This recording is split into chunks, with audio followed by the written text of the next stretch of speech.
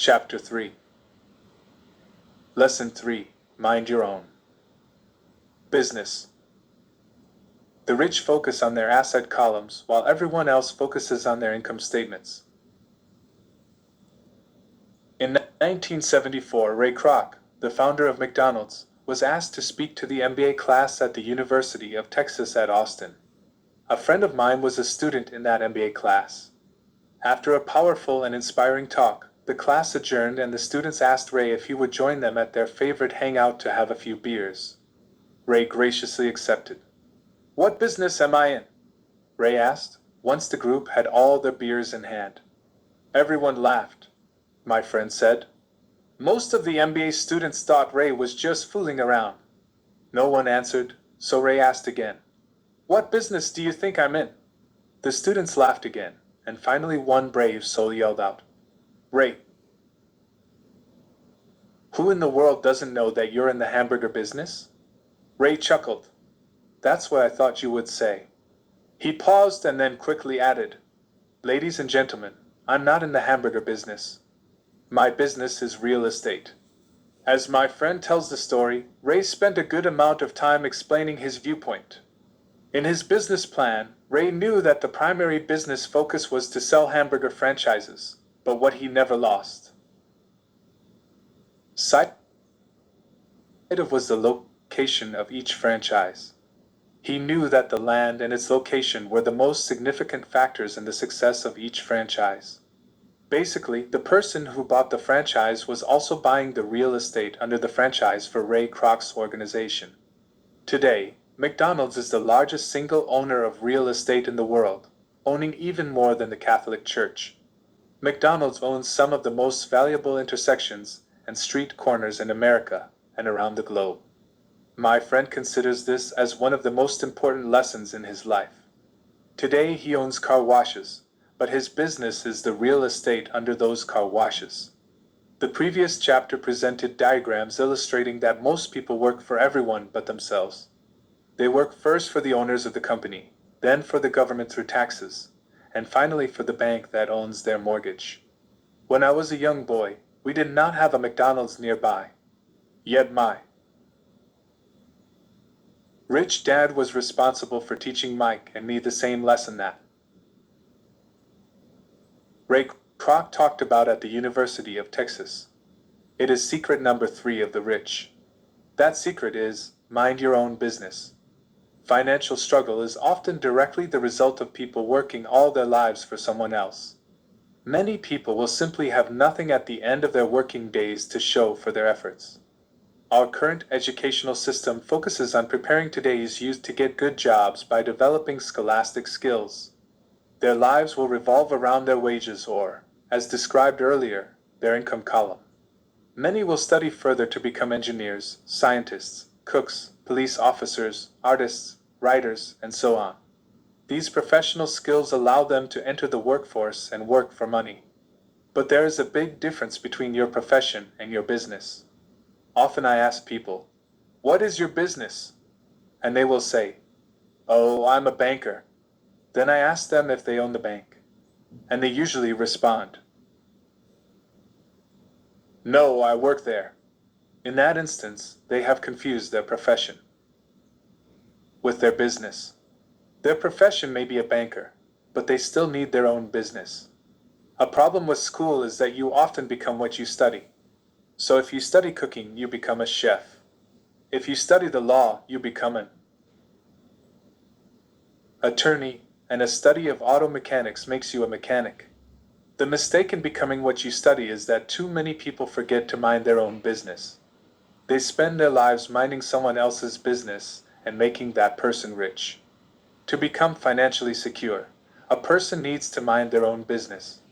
Your business revolves around your asset column, not your income column. As stated earlier, the number one rule is to know the difference between an asset and a liability, and to buy assets. The rich focus on their asset columns, while everyone else focuses on their income statements. That is why we hear so often, "I need a raise." "If only I had a promotion." "I am going back to school to get more training so I can get a better job." "I am going to work overtime. Maybe I can get a second job." In some circles, these are sensible ideas. But you are still not minding your own business. These ideas all still focus on the income column and will only help a person become more financially secure if the additional money is used to purchase income-generating assets. Financial struggle is often the result of people working all their lives for someone else. The primary reason the majority of the poor and middle class are fiscally conservative, which means, I can't afford to take risks, is that they have no financial foundation. They have to cling to their jobs and play it safe. When downsizing became the in thing to do, millions of workers found out their largest so-called asset, their home, was eating them alive. Their asset was costing them money every month. Their car, another asset, was eating them alive. The golf clubs in the garage that cost $1,000 were not worth $1,000 anymore. Without job security, they had nothing to fall back on. What they thought were assets could not help them survive in a time of financial crisis. I assume most of us have filled out a credit application to buy a house or a car. It's always interesting to look at the net worth section because of what accepted banking and accounting practices allow a person to count as assets.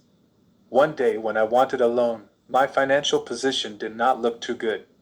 So I added my new golf clubs, my art collection, books, electronics, Armani suits, wristwatches, shoes, and other personal effects to boost the number in the asset column. But I was turned down because I had too much investment real estate. The loan committee didn't like that I made so much money from rent. They wanted to know why I did not have a normal job with a salary. They did not question the Armani suits, golf clubs, or art collection. Life is sometimes tough when you do not fit the standard profile. I cringe every time I hear someone say to me that their net worth is $1,000,000 or $100,000 or whatever. One of the main reasons net worth is not accurate is simply because the moment you begin selling your assets, you are taxed for any gains. So many people have put themselves in deep financial trouble when they run short of income. To raise cash, they sell their assets. But their personal assets can generally be sold for only a fraction of the value that is listed on their personal balance sheet. Or if there is a gain on the sale of the assets, they are taxed on the gain. So again, the government takes its share, thus reducing the amount available to help them out of debt. That is why I say someone's net worth is often worth less than they think. Start minding your own business.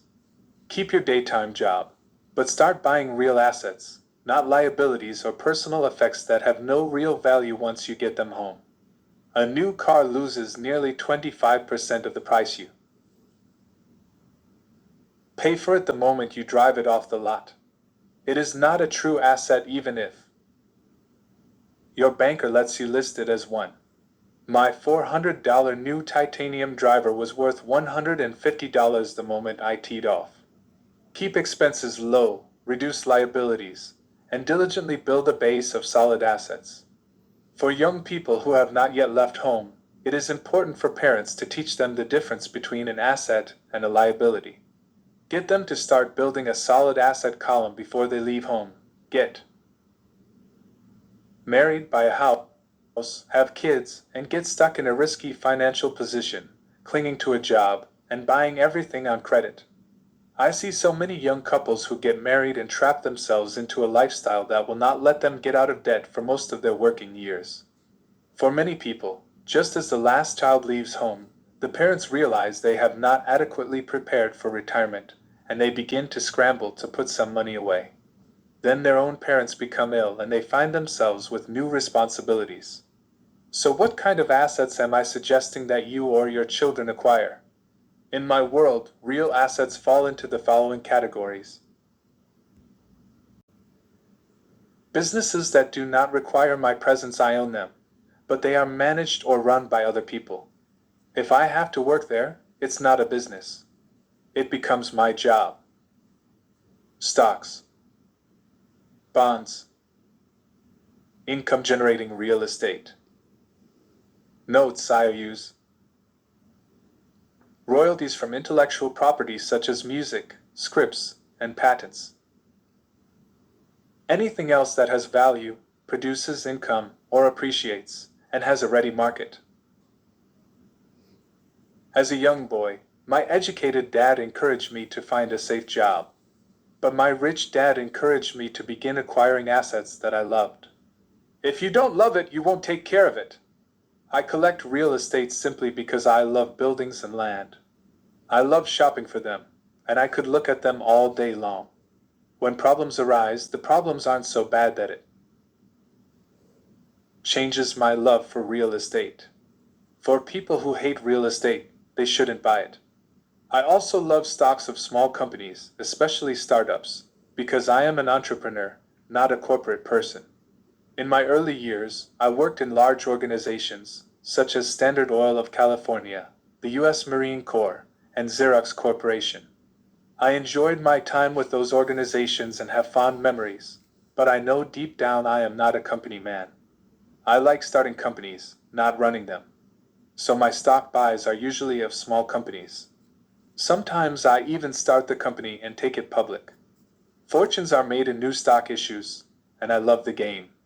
Many people are afraid of small cap companies and call them risky, and they are. But that risk is diminished if you love what the investment is, understand it, and know the game.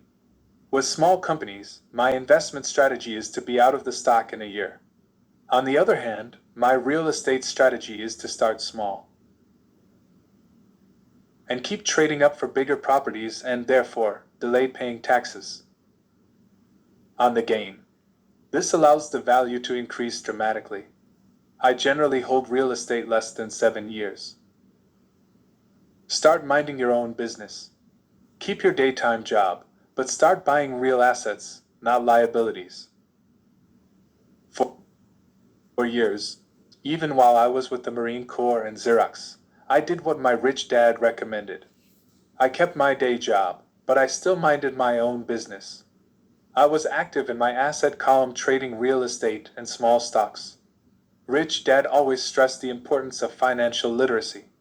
The better I was at understanding the accounting and cash management, the better I would be at analyzing investments and eventually starting and building my own company. I don't encourage anyone to start a company unless they really want to. Knowing what I know about running a company, I wouldn't wish that task on anyone. There are times when people can't find employment and starting a company seems like the best solution. But the odds are against success. 9 out of 10 companies fail in 5 years. Of those that survive the first 5 years, 9 out of every 10 of those eventually fail as well. So only if you really have the desire to own your own company do I recommend it. Otherwise, keep your day job and mind your own business. When I say mind your own business, I mean to build and keep your asset column strong. Once a dollar goes into it, never let it come out. Think of it this way. Once a dollar goes into your asset column, it becomes your employee. The best thing about money is that it works 24 hours a day and can work for generations. Keep your day job, be a great hardworking employee, but keep building that asset column. As your cash flow grows, you can indulge in some luxuries. An important distinction is that rich people buy luxuries last, while the poor and middle class tend to buy luxuries first. The poor and the middle class often buy luxury items like big houses, diamonds, furs, jewelry, or boats. Because they want to look rich. They look rich, but in reality they just get deeper in debt on credit. The old money people, the long-term rich, build their asset column first. Then the income generated from the asset column buys their luxuries. The poor and middle class buy luxuries with their own sweat, blood, and children's inheritance. A true luxury is a reward for investing in and developing a real asset. For example, when my wife Kim and I had extra money coming from our apartment houses, she went out and bought her Mercedes. It didn't take any extra work or risk on her part because the apartment house bought the car. She did, however, have to wait 4 years while the real estate investment portfolio grew and began generating enough extra cash flow to pay for the car. But the luxury, The Mercedes was a true reward because she proved she knew how to grow her asset column. That car now means a lot more to her than simply another pretty car. It means she used her financial intelligence to afford it. Instead, most people impulsively go out and buy a new car or some other luxury on credit. They may feel bored and just want a new toy. Buying a luxury on credit often causes a person to eventually resent that luxury because the debt becomes a financial burden. After you've taken the time and invested in and built your own business, you are now ready to learn the biggest secret of the rich. The secret that puts the rich way ahead of the pack.